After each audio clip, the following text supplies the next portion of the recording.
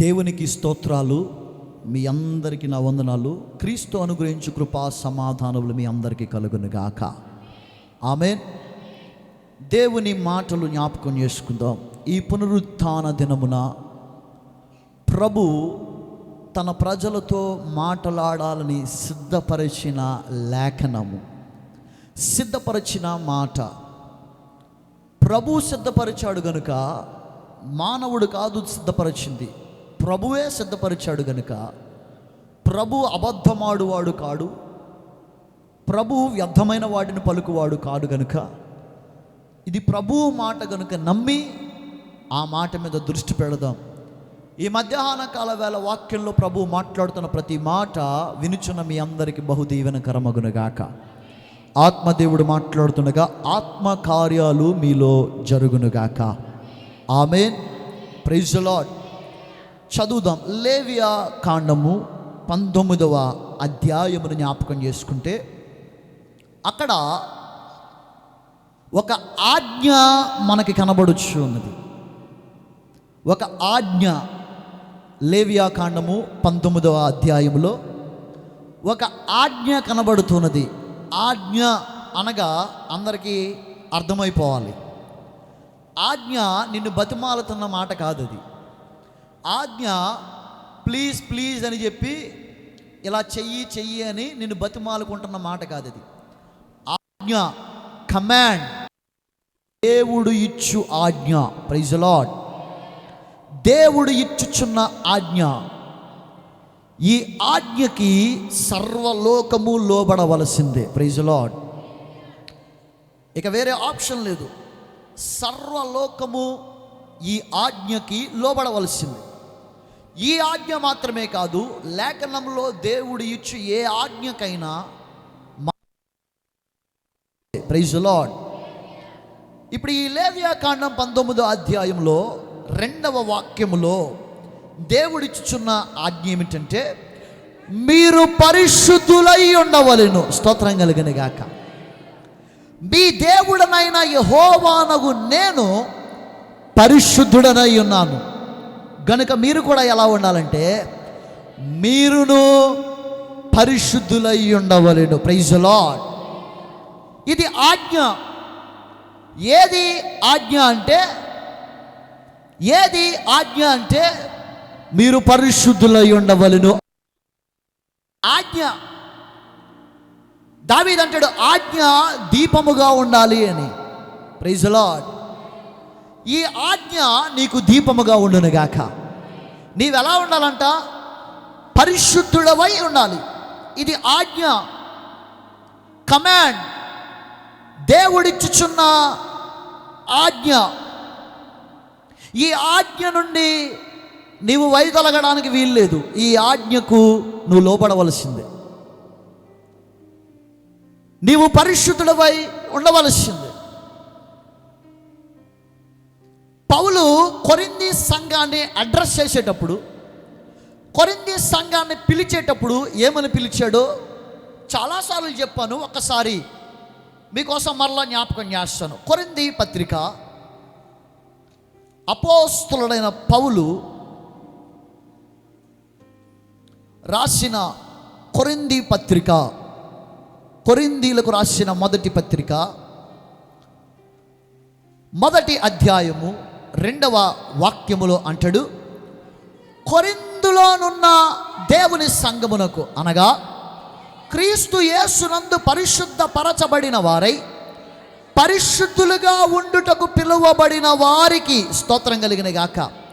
కొరింథీ సంఘానికి లేఖ రాస్తూ వాళ్ళని ఏమని అడ్రస్ చేస్తున్నాడంటే, క్రీస్తు యేసునందు పరిశుద్ధ పరచబడిన వారై పరిశుద్ధులుగా ఉండటానికి పిలువబడిన వారికి నేను రాస్తున్నాను అంటాడు. Praise the lord.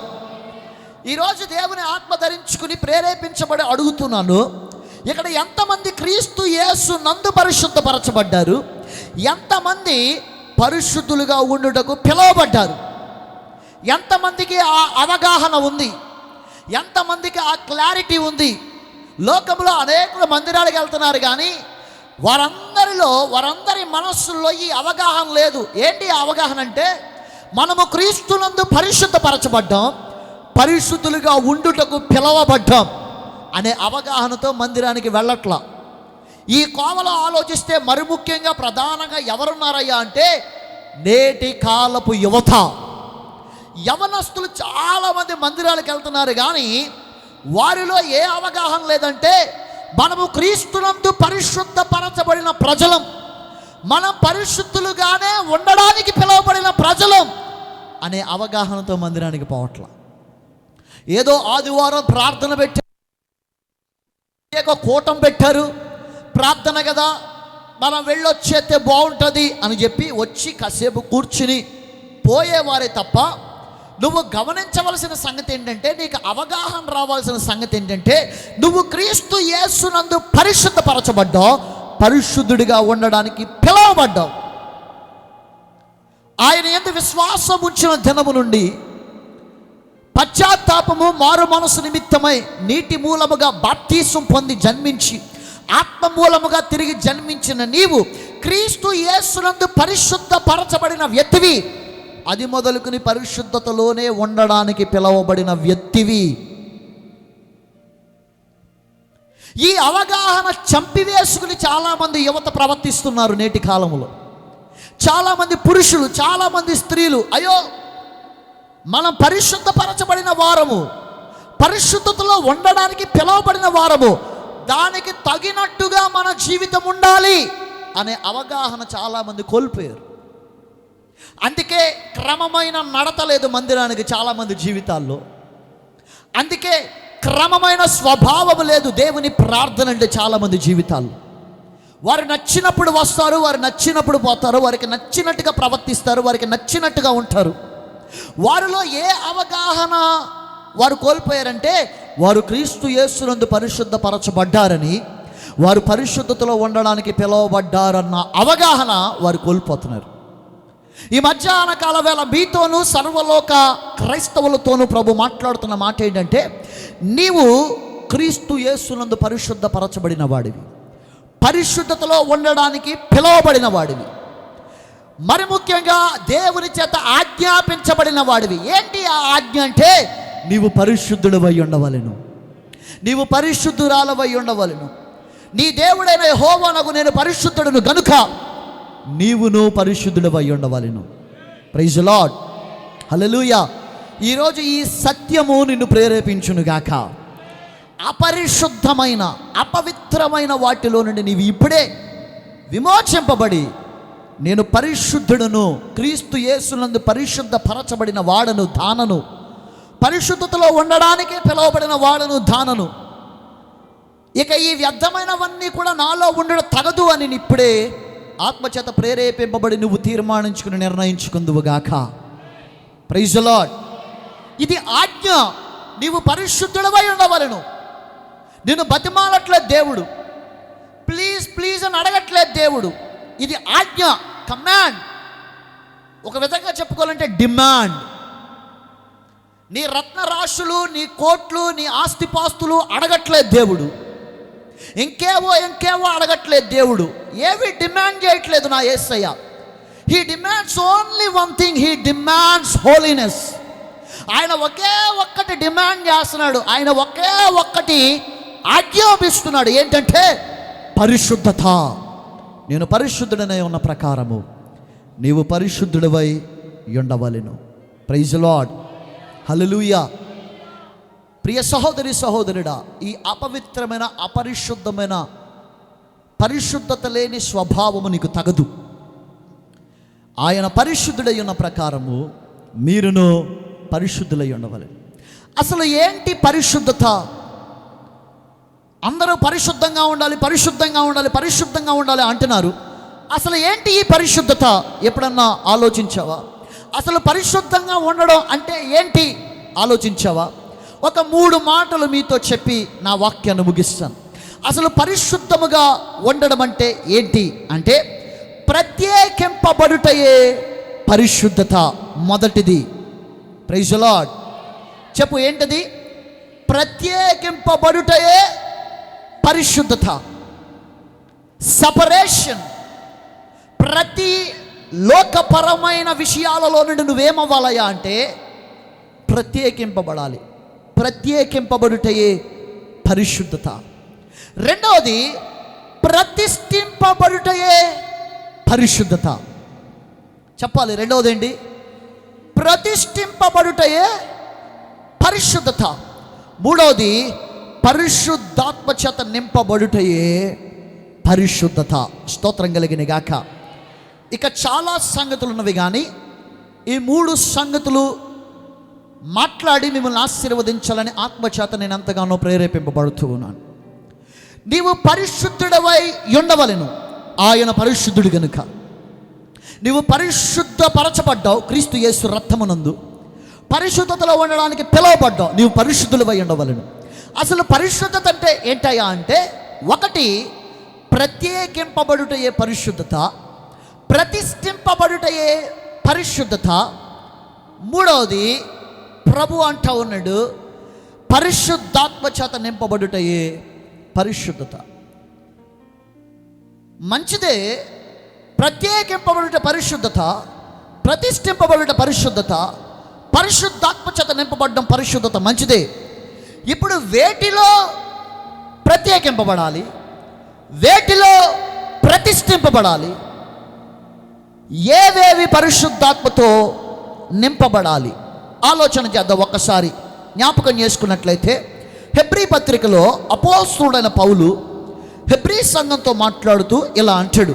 హెబ్రీ పత్రిక 9వ అధ్యాయమును జ్ఞాపకం చేసుకున్నట్లయితే హెబ్రీ పత్రిక 9వ అధ్యాయము 14వ వాక్యాన్ని చదివితే అంటాడు, నిత్యుడగు ఆత్మ ద్వారా తన్ను తాను దేవునికి నిర్దోషునిగా అర్పించుకొనిన క్రీస్తు యొక్క రక్తము నిర్జీవ క్రియలను విడిచి జీవము గల దేవుని సేవించుటకు మీ మనస్సాక్షిని ఎంతో ఎక్కువగా శుద్ధి చేయును. స్తోత్రం కలిగిన గాక.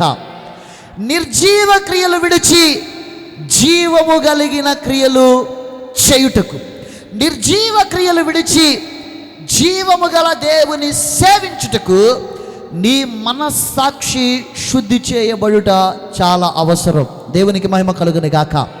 ఈ మాట అర్థం ఏంటయ్యా అంటే, నువ్వు ప్రత్యేకింపబడాలి, అదే పరిశుద్ధత. ఇప్పుడు వేటిలో ప్రత్యేకింపబడాలయ్యా అంటే, అక్కడ ప్రభు అంటా ఉన్నాడు, నీ మనస్సాక్షి ప్రత్యేకింపబడాలి. స్తోత్రం కలిగింది గాక. ఏది ప్రత్యేకింపబడాలి? నీ మనస్సాక్షి ప్రత్యేకింపబడాలి. సెపరేషన్. నీ మనస్సాక్షి ప్రత్యేకింపబడాలి. ఎందులో నుండి? నిర్జీవ క్రియలలో నుండి నీ మనస్సాక్షి ప్రత్యేకింపబడాలి. దేవునికి మహిమ కలుగును గాక. నీ మనస్సాక్షి నిర్జీవమైన క్రియలలో నుండి ప్రత్యేకింపబడాలి, సెపరేట్ అయిపోవాలి. ఏవి నిర్జీవమైన క్రియలు అంటే, లోక సంబంధమైనవన్నీ కూడా నిర్జీవమైన క్రియలు. ఏవి నిర్జీవమైన క్రియలు అంటే, లోకపరమైనవన్నీ కూడా నిర్జీవమైన క్రియలు. ఈ లోకములో నీ కంటికి కనబడే చాలా క్రియలు నిర్జీవమైనవి. ఇవి జీవము కలిగిన క్రియలు కావు. జీవము కలిగిన క్రియలు ఎక్కడైనా దొరుకుతాయి అంటే అది దేవునిలో మాత్రమే దొరుకుతాయి. Praise the lord. దేవునిని ధరించుకున్న వానిలో దొరుకుతాయి. క్రీస్తును ధరించుకున్న వానిలో జీవము కలిగిన క్రియలు దొరుకుతాయి. ఈ లోకములో ఉన్నవి నిర్జీవమైన క్రియలు, అవి జీవము లేనివి. నీ మనస్సాక్షి వాటి మీద ఉండకూడదు. నీ మనస్సాక్షి వాటి తట్టు తిరగకూడదు. నీ మనస్సాక్షి వాటి వైపు పరిగెట్టకూడదు. నీ మనస్సాక్షి వాటిలో నుండి ప్రత్యేకింపబడాలి. జీవము కలిగిన సంగతుల వైపు, జీవము కలిగిన క్రియల వైపు, జీవము కలిగిన దేవుని వైపు నీ మనస్సాక్షి ప్రత్యేకింపబడాలి. సెపరేట్ అయిపోవాలి నీ మనస్సాక్షి. దాన్నే ప్రత్యేకింపబడుట. ఈ ప్రత్యేకింపబడే ప్రక్రియ ఏదైతే ఉందో అది పరిశుద్ధత. దేవునికి మహిమ కలుగునే గాక. నిర్జీవమైన సంగతుల నుండి జీవము కలిగిన సంగతుల వైపు నీ మనస్సాక్షి త్రిప్పుకొనుట, ప్రత్యేకించుకొనుటయే పరిశుద్ధత. ఏవి నిర్జీవమైన క్రియలు? ఒక 2-3 మాట్లాడుకుందామా? లేవియాకాండాన్ని చదువుదాం ఒక్కసారి. ఇందాక చదివిన లేవియాకాండము 19వ అధ్యాయము మీకు అర్థం అవడానికి ఒక 2-3 సంగతులు చూద్దాం. చాలానే ఉన్నాయి, 2-3 సంగతులు. లేవియాకాండము 19వ అధ్యాయము 3వ వాక్యాన్ని చదివితే అంటాడు, మీలో ప్రతివాడు తన తల్లికి తన తండ్రికి భయపడవలెను. దేవునికి మహిమ కలుగును గాక. ఇవి జీవము కలిగిన క్రియలు. ఇవి ఏ క్రియలు? ఇవి నేను ఉదాహరణకి కొన్ని చూపిస్తున్నాను అంతే. చాలానే ఉన్నాయి జీవము కలిగిన క్రియలు. ఈరోజు మీతో మాట్లాడడానికి దేవుడు సిద్ధపరిచిన కొన్ని క్రియలు మీతో మాట్లాడుతాను. ఇవేనేమో ఇంకా ప్రాముఖ్యమైన ఉన్నవి కదా, నిజమే ఉన్నాయి. కానీ ఈరోజు సంఘానికి, వినుచున్న వారికి అవసరమైన కొన్ని జీవము కలిగిన క్రియలు. ఏంటి ఆ క్రియలంటే, ఒకటి అంటున్నాడు, మీలో ప్రతివాడు తన తల్లికి తన తండ్రికి భయపడవలెను. ఇది జీవము కలిగిన క్రియ. నిర్జీవమైన క్రియ ఏంట్రా అంటే, తల్లికి తండ్రికి భయపడరు వాళ్ళు. ఎలాగా? తల్లికి తండ్రికి భయపడరు వాళ్ళు. వారి ఆలోచనలే వారికి ఘనము. నా నిర్ణయమే ఫైనల్, నేనేది నిర్ణయించుకున్నానో నాకు అదే గొప్ప. తండ్రి మాట నేను విన్ను, తల్లి మాట నేను విన్ను, మీకంటే నేను బాగా చదువుకున్నాను, నా జ్ఞానం ముందు మీ జ్ఞానం ఎంత అని చెప్పి తల్లిదండ్రులను అవహేళన చేసే వైఖరి చాలామందిలో ఉంటుంది, పిల్లల్లోనూ యవనస్తుల్లోనూ. వీరు తల్లిదండ్రులకి భయపడరు. ఇవి నిర్జీవమైన క్రియలు. తమ్మును తామే గొప్ప చేసుకుని తమకంటే చదువులో తక్కువ వారైన తల్లిదండ్రులు చిన్న చూపు చూసేవారు, వారి క్రియల్ని నమ్ముకుంటున్నారు వారు. ఇవి నిర్జీవమైన క్రియలు. ఇవి దేవుని క్రియ ఏంటంటే, జీవము కలిగిన క్రియ ఏంటంటే, నీ తల్లిదండ్రులు జ్ఞానము కలిగిన వారైనప్పటికీ, జ్ఞానము లేని వారైనప్పటికీ, జ్ఞానము కలిగిన వారైనప్పటికీ నీవు వారికి భయపడాలి. నీ తల్లిదండ్రులు సంపాదించగలిగిన వారైనప్పటికీ, సంపాదించలేని వారైనప్పటికీ నువ్వేం చేయాలి? వారికి భయపడాలి. ఈ రోజుల్లో యువత ఎలా మారిపోయిందంటే, తల్లిదండ్రుల్ని అపహాస్యము చేసే యువతగా మారిపోయారు. తల్లిదండ్రులను లెక్క చేసే యువత కాదు. యువత ఎంత దారుణమైపోయారంటే, తల్లిదండ్రులు లెక్క చేయట్లా. కొంతమంది అయితే తల్లిదండ్రుల లేమి స్థితిని బట్టి వారిని చులకన గడుతున్నారు పిల్లలు. తల్లిదండ్రులుగా లేని స్థితిని చులకన కట్టి, వీళ్ళు ఏం చేయలేరు, మనం ఎలా ఆడిస్తే అలా ఆడతారు వీళ్ళు అని చెప్పి తల్లిదండ్రులను చులకన కట్టి వారిని బెదిరించి ఆట ఆడిస్తున్న యవ్వనస్తులు చాలామంది ఉన్నారు. ఇవేం క్రియలురా అంటే, చీకటి క్రియలు, నిర్జీవ క్రియలు. నేను చెప్పింది జరగకపోతే చస్తా అని తల్లిదండ్రులు బెదిరిస్తున్నారు నేటి కాలపు యువత. నేను చెప్పిందే జరగాలి బెదిరిస్తున్నారు తల్లిదండ్రులు. మేమేదైనా పెద్ద పెద్ద నిర్ణయాలు తీసుకుంటే వీళ్ళు ఏం చేయలేరు, పరువు పోద్దని బయటికి వెళ్ళరేళ్ళు, పోలీస్ స్టేషన్కి వెళ్ళరేళ్ళు, డబ్బులు ఖర్చు పెట్టలేని స్థితి వెళ్ళది, వీళ్ళేం చేయలేరు, లేకపోతే పెద్ద పెద్ద నిర్ణయాలు వీళ్ళు తీసుకోలేరు, వీళ్ళకి భయం, వీళ్ళ పిరికోళ్ళు, వీళ్ళు ఏం చేయలేరు అని చెప్పి తల్లిదండ్రులు లోకు కట్టి తల్లిదండ్రులు చులకన చేస్తున్న పిల్లలు ఎంతమంది లేరండి? ఈ ప్రవర్తన రక్షింపబడిన వానికి తగదు. దేవుని వాక్యం చెప్పే జీవము కలిగిన క్రియ ఏంటంటే, నీవు నీ తండ్రికి నీ తల్లికి భయపడవలెను. తల్లిదండ్రుల లేని స్థితిని, చిన్న స్థితిని, వీళ్ళేం చేయలేరులే, వీళ్ళేం చేయగలరులే, ఇంతకు మించి వీళ్ళేం చేయలేరులే అనే స్థితిని వీళ్ళ లోకుగా తీసుకుని నిర్జీవమైన క్రియలు చేస్తున్న యువత. ఈరోజు నీతో ప్రభు మాట్లాడుతున్న మాట ఏంటంటే, నీవు క్రీస్తు యేసునందు పరిశుద్ధపరచబడింది, పరిశుద్ధతలో ఉండడానికి పిలవబడింది, జీవము కలిగిన క్రియలు చేయుచు జీవము కలిగిన దేవుని సేవిస్తావని. నీ తల్లిని నీ తండ్రిని అవహేళన చేస్తావని కాదు. ఇది రక్షింపబడిన వానికి తగిన జీవితం కాదు. నీ తల్లిని నీ తండ్రిని గాయపరిచి, దుఃఖపెట్టి, ఆయాస పెట్టి భవిష్యత్తులో నువ్వు సాధించగలిగేది ఏమీ ఉండదు. గుర్తుపెట్టుకో. నీ తల్లిని నీ తండ్రిని సన్మానించుచు వారికి భయపడవలని. ఇది జీవము కలిగిన క్రియ. ఇది జీవము కలిగిన వారు చేసే క్రియ. ప్రత్యేకింపబడిన మైండ్ సెట్ ఇది. నా స్నేహితుడు ఒకడు ఎలా చేశాడు, వాళ్ళ తల్లిదండ్రులు భయపెట్టి వాడు అనుకున్నది సాధించాడు. నా స్నేహితురాలు ఒక ఆమె ఎలా చేసింది, నా తల్లిదండ్రులు భయపెట్టి ఎలా చేసింది, ఎలా సాధించింది, నేను కూడా అలాగే చేస్తానంటే వాడు జీవము లేనివాడు. నీ బుద్ధి ఏమైంది? నీకు జీవం ఇచ్చాడు దేవుడు. నువ్వు జీవం కలిగిన క్రియలు చేయాలి. నిర్జీవమైన క్రియలు చేసే వారిని చూసి నిన్ను నువ్వు ప్రేరేపించుకోకూడదు. ఇది పరిశుద్ధపరచబడిన వానికి తగిన జీవితం కాదు. నువ్వు అటువంటి క్రియలు కలిగిన వారిలో నుంచి నువ్వు ప్రత్యేకింపబడాలి. నీ మనస్సాక్షి ప్రత్యేకింపబడాలి. నీ యొక్క నడవడి వరవడి ప్రత్యేకమైపోవాలి. అందుకే అన్నాడు పరిశుద్ధంగా నువ్వు ఉండాలి. పరిశుద్ధత అంటే ఏంట్రా అంటే ఈ నిర్జీవమైన క్రియలు అనుసరించే మనుష్యులలో నుండి నువ్వు ప్రత్యేకింపబడుటయే పరిశుద్ధత. తల్లిదండ్రులు గౌరవించలేని నిర్జీవమైన క్రియలు, దుష్టత్వము జరిగించే నిర్జీవమైన క్రియలు, దొంగతనాలు, అబద్ధాలు, వ్యసనాలు, లోకపరమైన క్రియలు, వ్యర్థమైన క్రియలు, పనికి మాలిన క్రియలు, అపరిశుద్ధమైన అపవిత్రమైన కార్యాలు చేసే వారిని చూసి నువ్వు కూడా ప్రేరేపింపబడి నువ్వు కూడా నిర్జీవ క్రియలు చేయడానికి నువ్వు నిర్ణయాలు తీసుకోకూడదు. పరిశుద్ధత అంటే ఏంటంటే అటువంటి ప్రజల మధ్య నువ్వు ప్రత్యేకంగా ఆలోచించగలగాల. నీ ఆలోచనలు ప్రత్యేకంగా ఉండాలి. సపరేషన్, ప్రత్యేకింపబడుటయే పరిశుద్ధత. నీ నడవడిక, నీ వైఖరి, నీ వస్త్రధారణ, నీ చూపు, నీ మాట, నీ పద్ధతి, నీ వైఖరి లోకస్తుల వలె ఉండకూడదు. నీటి మూలంగా ఆత్మ మూలంగా జన్మించిన పెదప నువ్వెలా ఉండాలంటే పరిశుద్ధుడిగా. అంటే దాని అర్థం ప్రత్యేకింపబడిన వాడిగా.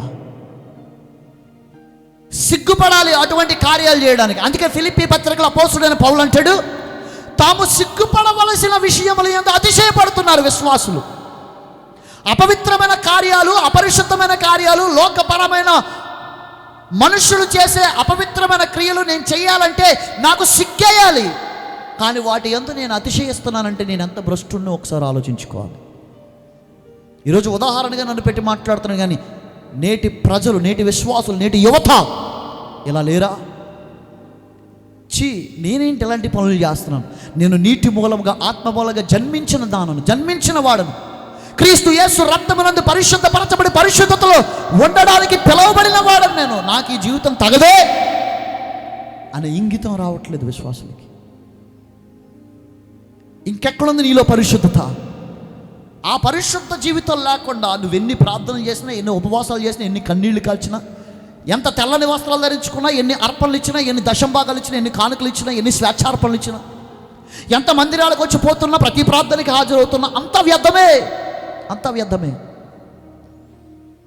నీవు పరిశుద్ధులవై ఉండవలెను. దాని అర్థం ఏంటంటే నీవు ఈ నిర్జీవమైన క్రియలలో నుండి ప్రత్యేకింపబడుదువుగాక.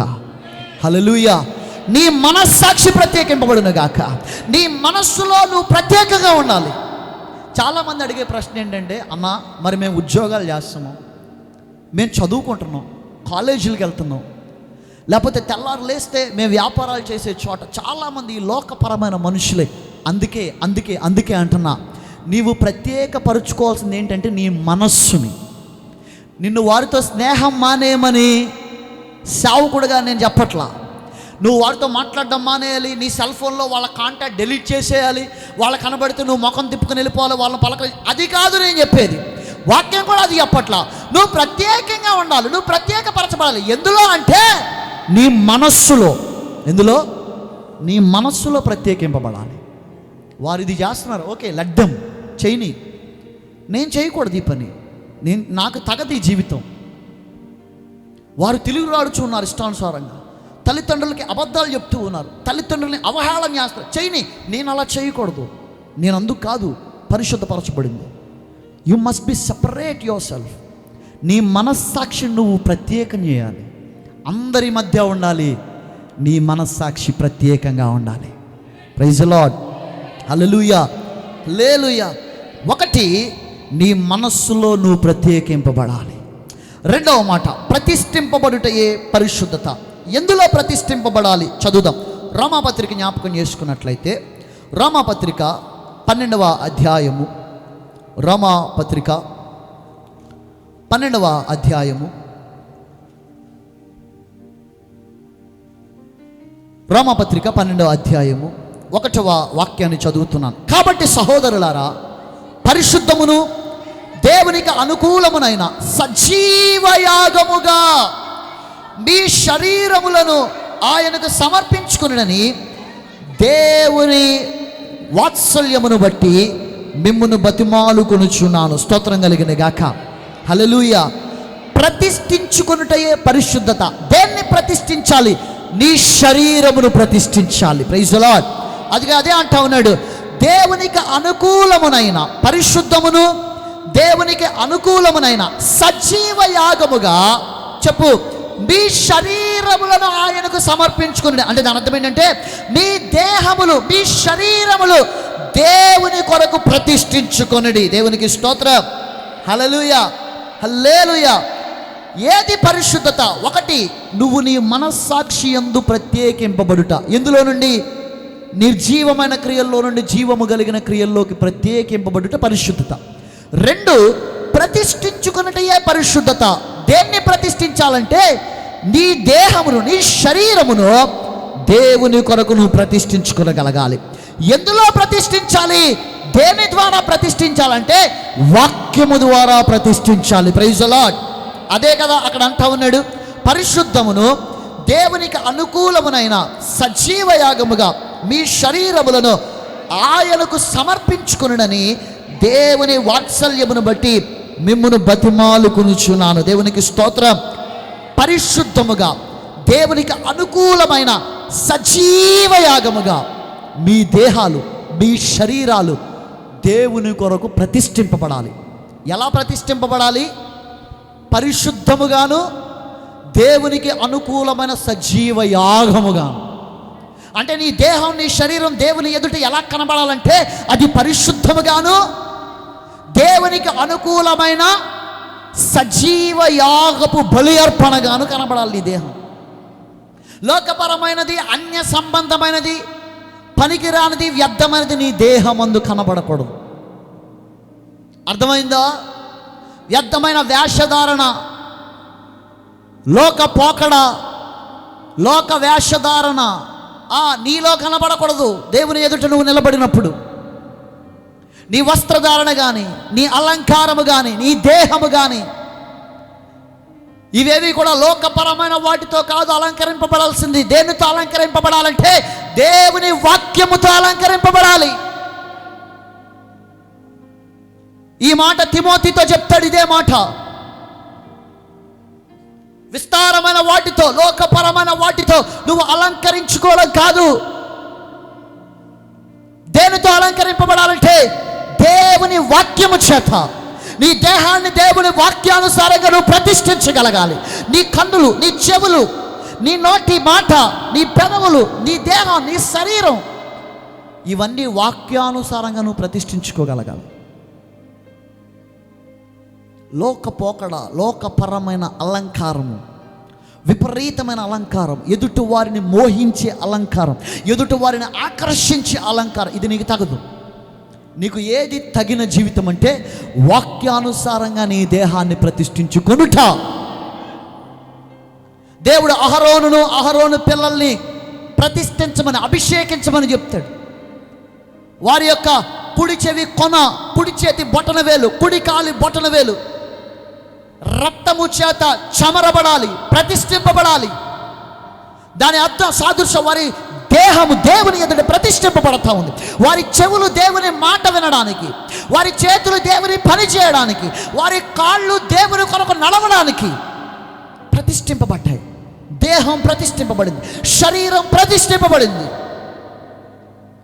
దేవుని ఎదుట నీ దేహాన్ని వాక్యానుసారంగా నువ్వు ప్రతిష్ఠించుకోగలగాలి. అది పరిశుద్ధత. చివరి మాట చెప్పి వాక్యాన్ని ముగిస్తాను. తెస్సలోనికైలకు రాసిన 2వ పత్రిక జ్ఞాపకం చేసుకున్నట్లయితే అపోస్తలుడైన పౌలు సంఘముతో అంటాడు. తెస్సలోనికైలకు రాసిన 2వ పత్రిక 2వ అధ్యాయం 13వ వాక్యాన్ని జ్ఞాపకం చేసుకున్నట్లయితే, ప్రభువు వలన ప్రేమింపబడిన సహోదరులారా, ఆత్మ మిమ్మును పరిశుద్ధపరచుట వలన, స్తోత్రం కలిగిన గాక, ఆత్మ వారిని పరిశుద్ధపరిచాడంట. పౌలు ఎవరినైతే పిలుస్తున్నాడో, ఎవరిని అడ్రస్ చేస్తున్నాడో వారు ఎవరయ్యా అంటే ఆత్మ వలన పరిశుద్ధపరచబడిన వారు. ఈరోజు నిన్ను అడుగుతున్నాడు దేవుడు, నువ్వు ఆత్మ వలన, పరిశుద్ధాత్మ వలన నువ్వు పరిశుద్ధపరచబడ్డావా? ఒక మాటలో నీకు అర్థమయ్యేలా చెప్పాలంటే, నువ్వు పరిశుద్ధాత్మ చేత నింపబడ్డావా లేదా?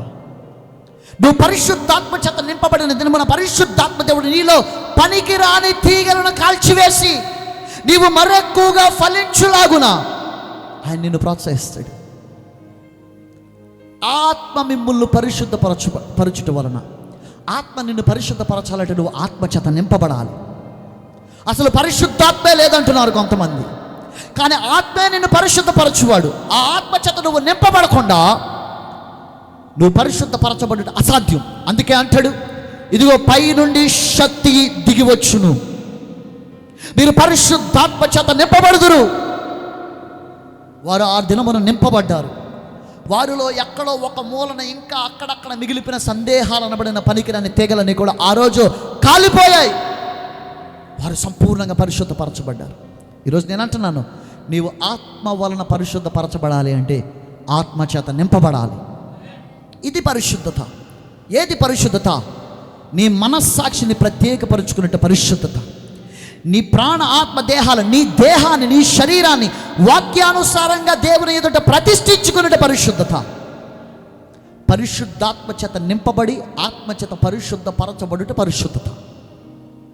ఇలా నువ్వు బ్రతకగలగాలి, నీ గర్భాన పుట్టిన నీ బిడ్డలను బ్రతకడానికి ప్రోత్సహించగలగాలి. పరిశుద్ధంగా బ్రతకడానికి తమ పిల్లలను ప్రోత్సహించు తల్లిదండ్రులు ధన్యులు.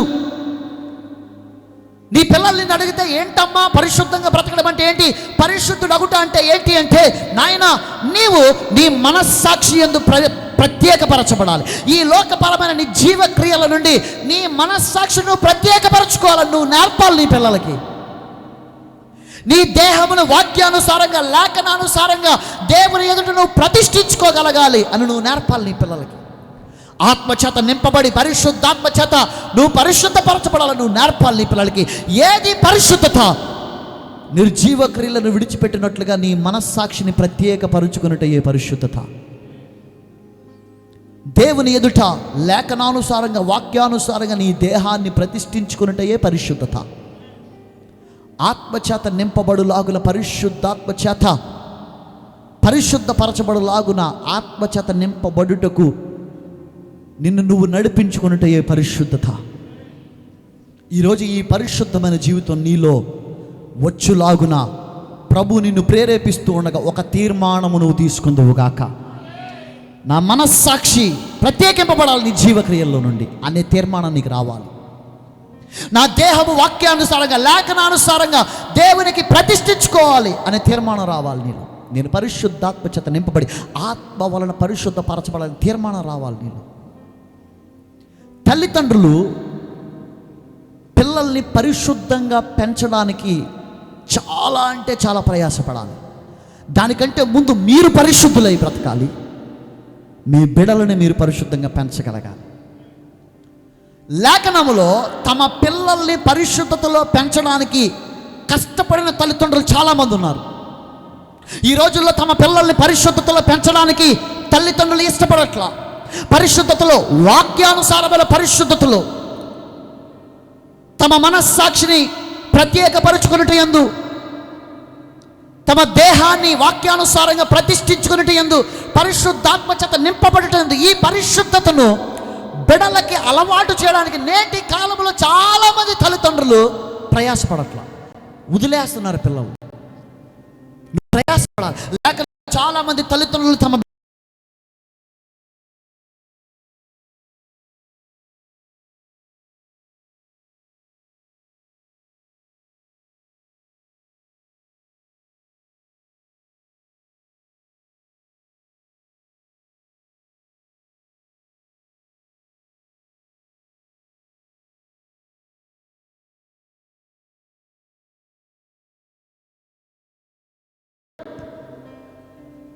అతని పేరు సంసోను. వాళ్ళిద్దరూ కలిసి దేవుని దూతను అడిగిన మాట ఏంటో తెలుసా? పుట్టబోవు బిడ్డకి మేమేమేమి చేయవలెను మాకు నేర్పించయ్యా, మేము ఆ బిడ్డను అలాగే పెంచుతాం. స్తోత్రం కలిగింది గాక. ఎంతమంది తల్లిదండ్రులు నేటి కాలంలో దేవుణ్ణి అడగగలుగుతున్నారు? అయ్యా మాకు నేర్పు, మా పిల్లల్ని మేము అలాగా పెంచుతాం. మనోహ అతని భార్య అడుగుతున్నారు, పుట్టబోవు బిడ్డకి మేమేమేమి చేయవలెను మాకు నేర్పించాయా, మా బిడ్డను మేము అలా పెంచుకుంటాం. ఈ ప్రవర్తన ప్రతి తల్లి తండ్రికి వచ్చునుగాక. నేటి కాలంలో తల్లిదండ్రులు పిల్లలు వదిలేస్తున్నారు, పరిశుద్ధంగా బ్రతకడానికి వాళ్ళని ప్రోత్సహించట్లా. గల కారణం ఏంటో తెలుసా? వీరే పరిశుద్ధతలో లేరు గనుక, తల్లిదండ్రులే పరిశుద్ధతలో బ్రతకట్లేదు గనుక పిల్లల్ని అలా పెంచడానికి వీరు సీరియస్నెస్ తీసుకోలేకపోతున్నారు. మీరే నిర్జీవ క్రియల్లో పడి మీ మనస్సాక్షిని లోకస్తులతో కలుపుకుంటున్నారు. మీరే మీ దేహాన్ని అపవిత్రపరచుకొనుచున్నారు, ప్రతిష్ఠించుకోలేక దేవుని కోసం. మీరే పరిశుద్ధాత్మ చేత నింపబడవలసిన మీరే పరిశుద్ధాత్మను తృణీకరిస్తున్నారు. ఇంకెక్కడ ఉంటుంది పరిశుద్ధత? ఇంకా మన బిడ్డలు ఎక్కడ పెరుగుతారు పరిశుద్ధంగా? ఆలోచించి ఒక్కసారి ఈరోజు తీర్మానం చేసుకో, అయ్యా లోకపు నిర్జీవ క్రియల్లో నుండి నా మనస్సాక్షిని నేను ప్రత్యేకపరుచుకుంటాను. అయ్యా నీ ఎదుట నా దేహాన్ని లేఖనానుసారంగా వాక్యానుసారంగా ప్రతిష్ఠించుకుంటాను. అయ్యా నీ పరిశుద్ధాత్మ చేత నేను నింపబడి తీర్మానించుకో. ఆయన పరిశుద్ధుడై ఉన్నలాగున నీవు పరిశుద్ధుడవై ఉండవలెను. బతిమాలట్లేదు దేవుడు, ఆజ్ఞ ఇది, command. He demands holiness today. ఆయన పరిశుద్ధుడై ఉన్నలాగా నువ్వు పరిశుద్ధుడిగా ఉండాలి. మనోహ అతని భార్య అడుగుతున్నారు, అయ్యా పుట్టబోయే బిడ్డను మేము ఎలా పెంచాలి? నేటి కాలంలో ఇలా అడిగే తల్లిదండ్రులు అరుదైపోయారు. పిల్లల్ని కావాలని అడుగుతున్నారు, కానీ పిల్లల్ని ఎలా పెంచమంటావు ప్రభా అని అడిగే తల్లిదండ్రులు అరుదైపోయారు. కానీ మనోహ అతని భార్య అడుగుతున్నారు, అయ్యా పుట్టబోవు బిడ్డకి మేమేమేమి చేయవలెను? చదవండి అన్నమాట ఒకసారి. న్యాయాధిపతుల గ్రంథము 13వ అధ్యాయము. ఈ చిన్న మాట చెప్పి నేను వాక్యాన్ని ముగిస్తాను. న్యాయాధిపతుల గ్రంథం 13వ అధ్యాయమును జ్ఞాపకం చేసుకున్నట్లయితే 7వ వాక్యములో అంటాడు, ఆలకించుము, నీవు గర్భవతివై కుమారుని కందువు, కాబట్టి నీవు ద్రాక్షరసమే గాని మద్యమునే గాని త్రాగుకుండము, అపవిత్రమైన దేనినైనను తినకుండము. ఆ బిడ్డ గర్భమున పుట్టినది మొదలుకుని చనిపోవు వరకు అదిగో దేవునికి నాజీరు చేయబడిన వాడయుడునని నాతో చెప్పిన నేను. స్తోత్రం కలిగిన గాక. ఇప్పుడు 8వ వాక్యం అంటాడు, అందుకు మనోహ, నా ప్రభువా నీవు పంపిన దైవజనుడు మరలా మా యొద్దకు వచ్చి పుట్టబోవు బిడ్డకు మేమేమేమి చేయవలనో దానిని మాకు నేర్పునట్లు దయచేయుమని యెహోవాను వేడుకొనగా దేవుడు మనోహ ప్రార్థన ఆలకించును. దేవునికి మహిమ కలుగును గాక. పుట్టబోవు బిడ్డకు మేమేమేం చెయ్యాలో మాతో మాట్లాడు ప్రభు అంటే ఆ ప్రార్థన దేవుని దృష్టికి అనుకూలముగా, ఇష్టముగా, అంగీకారంగా అనిపించి దేవుడు మరలా తన దూతను పంపాడంట. ఈరోజు ఎంతమంది తల్లిదండ్రులు, అయ్యా మా బిడ్డలు మేము ఎలా పెంచుకోవాలో వాక్యానుసారంగా లేఖనానుసారంగా మేము వారిని ఎలా పెంచగలగాలో మాకు నేర్పయ్యా అని అడిగే తల్లిదండ్రులు ఎంతమంది? పిల్లల్ని ప్రతి పనికి మాలిన గాలి తిరుగుళ్ళకి వదిలేస్తున్నారు తల్లిదండ్రులు. సినిమాలకు వెళ్తానంటే పంపుతున్నారు, షికారులు కొడతానంటే పంపుతున్నారు, బీచ్లకు వెళ్తామంటే తిరగమని పంపుతున్నారు, కాలేజీలు ఎగ్గొట్టి తిరుగుతామంటే తిరగనిస్తున్నారు, మందిరాలు ఎగ్గొట్టి తిరుగుతామంటే తిరగనిస్తున్నారు, ఊర్లు వెళ్ళిపోతామంటే తీసుకెళ్తున్నారు. దేవుని మందిరం ఏమైపోతుందనే ప్రశ్న రావట్లేదు తల్లిదండ్రుల్లో. సన్నిధి ఉంది కదా, వాక్యం సంగతి ఏంటి, ఆరాధన సంగతి ఏంటి? ఈ క్రమాన్ని వదిలి వెళ్ళిపోతే ఇటువంటి క్రమంలో నువ్వు ఎక్కడ నిలబడి దేవుని ఆరాధించగలవు, వినగలవు అని బుద్ధి చెప్పి తిరిగి వారిని ప్రశ్నించలేకపోతున్నారు తల్లిదండ్రులు. పిల్లల యొక్క ఇష్టాయిష్టాలకు వదిలేస్తున్నారు తల్లిదండ్రులు. కానీ మనోహతని భార్య ఏమడిగారు తెలుసా? పుట్టబో బిడ్డకు మేమేమేం చేయాలో, మేము ఎలా పెంచాలో మాకు నేర్పించి. బిడ్డని వాక్యానుసారంగా దేవుడు ఆలోచించిన విధముగా దేవునికి ఎలా నచ్చితే అలా పెంచడానికి ఇద్దరు తల్లిదండ్రులు ఆ రోజు పూనుకున్నారు. వారు ధన్యులు నిజంగా. నేటి కాలంలో తల్లిదండ్రులు ఎలా లేరు. తల్లిదండ్రులే తాము సిగ్గుపడవలసిన విషయాలను అతిశయపడి పిల్లలకు నేర్పుతున్నారు నేటి కాలం తల్లిదండ్రులు. దేవుని సన్నిధి విడిచిపెట్టడం, లేదా దేవుని సన్నిధి ఈరోజు దేవుడు బలిపీఠం దగ్గర మాట్లాడుతుంటే నేను ఇంటి దగ్గర చాచుకుని కూర్చోవడం, ఇది సిగ్గుపడవలసిన సంగతి అని పిల్లలకి నేర్పడం మానేసి తల్లే అలా ప్రవర్తించి తండ్రే అలా ప్రవర్తిస్తుంటే ఆ తల్లిదండ్రులు చూస్తున్న పిల్లలు కూడా ఏమనుకున్నారు తెలుసా? మనం కూడా అలాగే బ్రతకొచ్చు అనుకుంటున్నారు. మనం కూడా ఎలా బ్రతకొచ్చు అనుకుంటున్నారు. రేపొద్దున మరలా అదే పిల్లలు కీడులోనూ ఆపదల్లో పడుతుంటే వెంటనే మోకాళ్ళు వేసేయండి, వాక్యం చదివేయండి, కాసేపు ప్రార్థన చేసుకోండి అంటే పిల్లలకి ఏమనిపిస్తుంది తెలుసా? లోపల నిన్ను చూసి ఎగతాళనిపిస్తుంది, ఎక్కిరింత అనిపిస్తుంది, నవ్వులు పోవాలనిపిస్తుంది. ఇంత వేషధారణ దేవుని సన్నిధిలో, దేవుని ఎదుట పనికిరాదు నీకు. ఈరోజు ప్రభు నీతో మాట్లాడుతున్నప్పుడు నువ్వు మార్పు చెందుదువుగాక, మారు మనస్సు నీలో వచ్చునుగాక. తీర్మానించుకో, కఠినపరుచుకో హృదయాన్ని, దుర్మార్గము యాల నవ్వక నీ హృదయాన్ని, నీ ప్రాణాత్మ దేహాలను దేవుడు ఏలునుగాక. పుట్టబో బిడ్డకు మేమేం చేయాలి ప్రభువా? అబ్బా ఎంత చక్కగా అడిగారంటే వారు. ఏమేం చెయ్యాలో కూడా ప్రభు వారితో మాట్లాడాడు. ఇదిగో నీ బిడ్డ పుట్టింది మొదలుకొని చనిపోవు వరకు నాజీరు చేయబడాలి.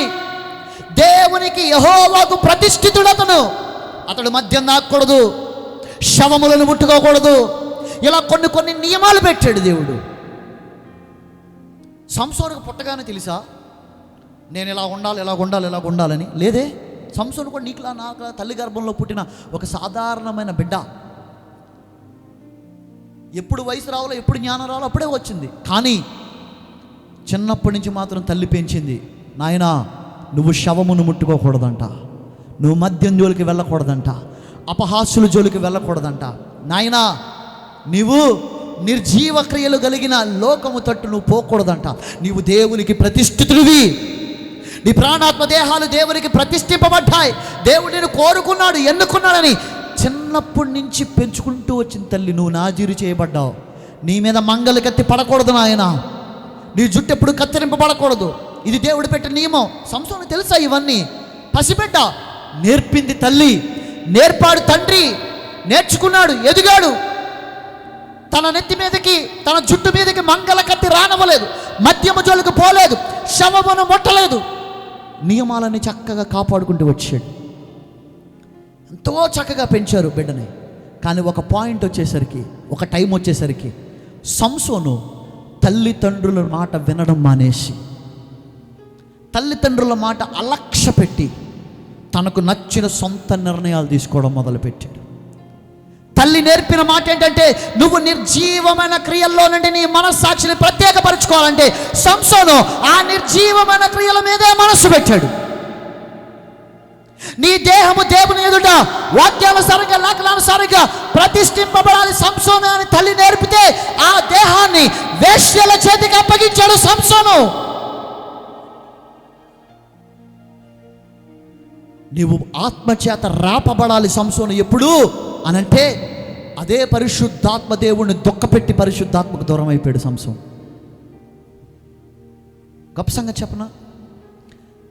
తల్లిదండ్రులు పరిశుద్ధతలో పెంచుదామని చాలా ప్రయాసపడ్డారు. తల్లిదండ్రులకు భయపడక పరిశుద్ధత నుండి వైదొలిగి తన ఇష్టానుసారమైన బ్రతుకెత్తుక్కుని మరణాన్ని కొని తెచ్చుకున్నాడు సంసోను.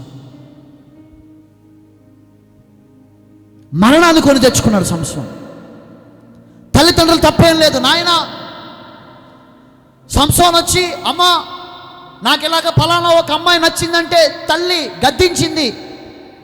నీ జనులలో నీకు ఎవరు దొరకలేదా అని గద్దించింది తల్లి. వినలా, లక్ష్య పెట్టలా సంసోను. లేవియా కాండంలో మనం ఇందాక చదివిన ఆజ్ఞ ప్రకారం నీ తండ్రికి నీ తల్లికి భయపడవలను భయం లేదు సంసోనులో ఆ టైంలో. కానీ పెంచడానికి మాత్రం చిన్నప్పటి నుంచి మనస్సాక్షి ప్రత్యేకపరచబడలాగున పెంచింది తల్లిదండ్రులు. దేవుని ఎదుట తన దేహాన్ని ప్రతిష్ఠింపబడలాగున పెంచారు తల్లిదండ్రులు. ఆత్మచేత రేపబడి వాడిగా పెంచారు తల్లిదండ్రులు.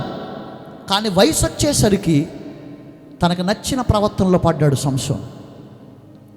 దేవునిలో ఎంతో పరిశుద్ధతలో పెంచాలని, దేవుని దగ్గర ఎలా పెంచాలో నేర్చుకుని మరి పెంచిన తల్లిదండ్రులు ఒక ఎత్తైతే, అంత క్రమమైన నడిపించగలిగిన తల్లిదండ్రుల క్రమానికి విధేయుడవ్వకుండా, లోబడకుండా వ్యతిరేకంగా తిరుగుబాటుగా ప్రవర్తించి తండ్రిని దుఃఖపరిచి నా ఆలోచనే నా గొప్ప, నా నడతే నా గొప్ప, నా కోరికలే నా గొప్ప అని చెప్పి ముందుకు సాగిపోయి మరణాన్ని కొని తెచ్చుకున్న సంసోను ఒక ఎత్తైపోయాడు. ఈరోజు నీ తల్లిదండ్రులు నిన్ను పరిశుద్ధత వైపు నడవమని, నేను ఎంతగానో ప్రోత్సహిస్తుంటే వారి మాట కాదని. తల్లిదండ్రుల స్థానంలో ఆత్మీయ తండ్రిగా, ఆత్మీయ తల్లిదండ్రులుగా దైవజనులు నిలబడి నీకు నేర్పిస్తుంటే, ప్రేరేపిస్తుంటే ఆ లేఖనాలు కూడా కాదని పక్కన పెట్టి నీకు నచ్చినట్టు ప్రవర్తిస్తున్నావే, అంతములో మరణం ఎదురు చూస్తుంది. జాగ్రత్త. ఇది నీకు తగిన జీవితం కాదు. దేవుడు నీతో మాట్లాడుతున్నాడు, నీ మనస్సును ప్రేరేపిస్తున్నాడు. ఇది నీకు తగిన జీవితం కాదు. చరిత్రలో సంసోను యొక్క కథ ఎలా మిగిలిపోయిందంటే, పరిశుద్ధతలో పెంచాలని తల్లిదండ్రులు దేవునిని అడిగి మరి ఎంతో క్రమంగా పెంచుతుంటే ఆ క్రమం, ఆ నడిపింపు వద్దని తనకు నచ్చిన క్రమంలో నడిపింపులో పోయి మరణాన్ని కొని తెచ్చుకున్నాడు సంసోను. ఈరోజు తల్లిదండ్రులు జాగ్రత్త, నేటి యువత జాగ్రత్త. అంతము మరణాంధకారం అయిపోతుంది. జాగ్రత్త. నీ దేవుడు పరిశుద్ధుడు, నీవు పరిశుద్ధుడిగానే బ్రతకాల. నీ ప్రాణ ఆత్మ దేహాల్లో నువ్వు పరిశుద్ధతను స్థాపించుకోగలగాల. నీ మనస్సాక్షి ప్రత్యేకింపబడాలి. నీ దేహము దేవుని ఎదుట లేఖనానుసారంగా, వాక్యానుసారంగా ప్రతిష్ఠింపబడాలి. నువ్వు పరిశుద్ధాత్మ చేత నింపబడి ఆత్మచేత ఎప్పటికప్పుడు పరిశుద్ధపరచబడతా ఉండాలి. ఇట్టి జీవితం దేవునికి ఇష్టమైన జీవితం. ఇట్టి బ్రతుకు దేవునికి అంగీకారమైన బ్రతుకు. కనుక ఈ దినము మొదలుకునైనా ఒక తీర్మానం తీసుకో, ఒక నిర్ణయం తీసుకో. దేవా, నా బిడ్డల్ని నేను అలా పెంచగలిగిన సామర్థ్యం నాకు దయచి. దేవా, ఆ నడిపింపుకు లోబడగలిగిన మనస్సాక్షి నా బిడ్డలకు దయచి. ఏ విధము చేత నేనును నా గర్భాన పుట్టిన వారును నా యావత్ కుటుంబము నీ సన్నిధిలో నిందారహితులుగాను, నీ బలిపీఠం ఎదుట పరిశుద్ధులుగాను కనబడుదుము గాక అనే తీర్మానము తీసుకో, అనే నిర్ణయం తీసుకో. దేవుడు నీ తీర్మానమును అవును ఆమేన్ అని చెప్పి ఆశీర్వదించి నిన్ను, నీ కుటుంబాన్ని పరిశుద్ధతలో నడిపించి ఆయన ఎట్టి పరిశుద్ధుడు నిన్ను అట్టి పరిశుద్ధుడిగా తీర్చిదిద్ది ఆశీర్వదించును గాక. దేవుడు తన కొద్ది మాటలు దీవించును గాక.